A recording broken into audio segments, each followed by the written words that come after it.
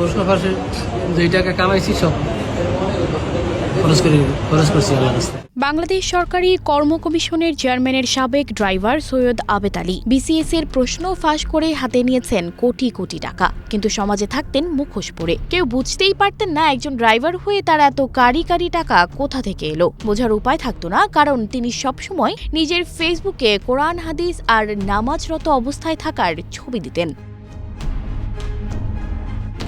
কয়েকদিন পরপরই ফেসবুকে সৎ মানুষ হিসেবে বড় হয়েছেন বলে পোস্ট দিতেন। কোনো কারণ ছাড়াই নিজেকে সাধু প্রমাণে উঠে পড়ে লাগতেন। তিনি ফেসবুকে 12 জুন একটি ভিডিও পোস্ট করে লিখেন, আমার জীবনে কোনোদিন অসাধু উপায় অবলম্বন করিনি, গায়ে খেটে ভাগ্য পরিবর্তন করেছি।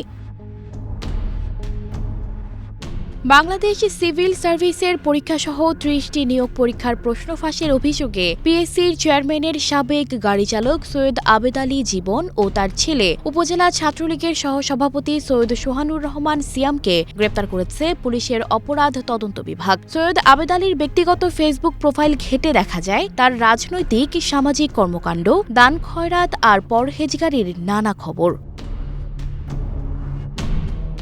সৈয়দ আবেদ আলীর গ্রামের বাড়ি মাদারীপুর জেলার ডাসার উপজেলায়। সাধারণ মানুষের সঙ্গে কথা বলে পাওয়া গেছে তার বিপুল সম্পদের খবর।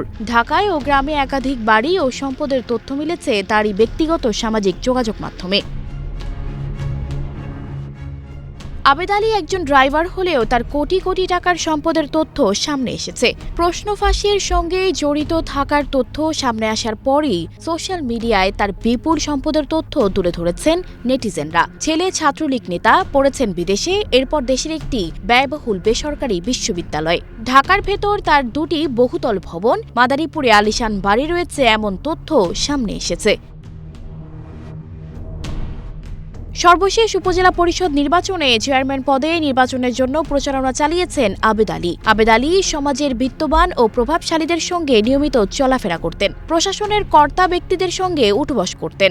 কখনো কোনো মাদক গ্রহণ করো না। সানজিদা রহমান, প্রবাস খবর।